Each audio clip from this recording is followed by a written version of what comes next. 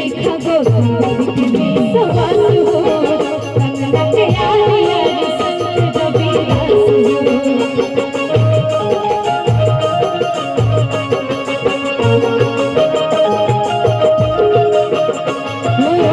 चूड़िया के देखा गौतम के सवाल हो कंगना के यारी यारी संत रविदास हो कंगना के यारी यारी संत रविदास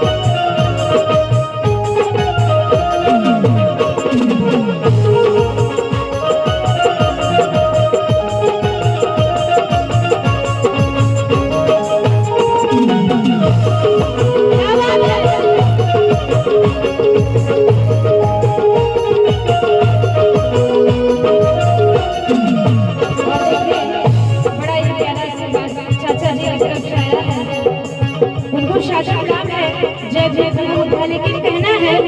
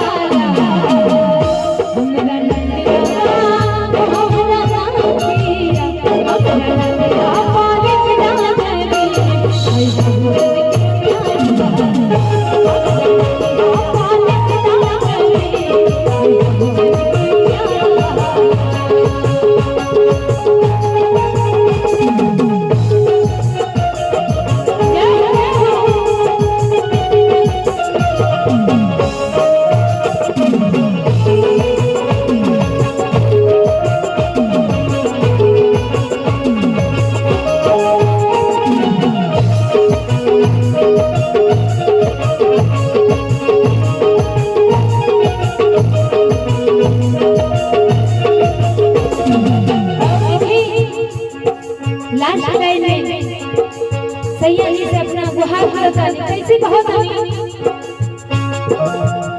हरे मेरे लिखा सैया मावन भूषा को के बाबा भी मेरा जी बहान हो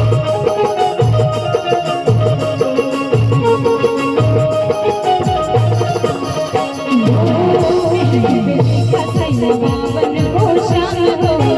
बलितन के बाबा भी मेरा जी बहान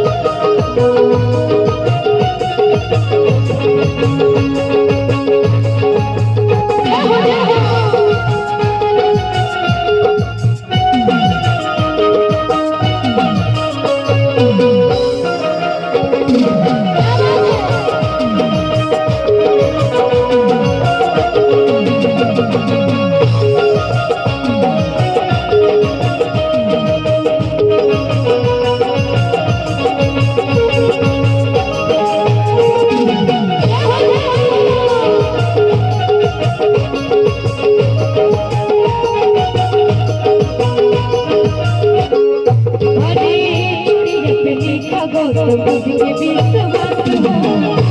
लगे आज आज संत रविवास हो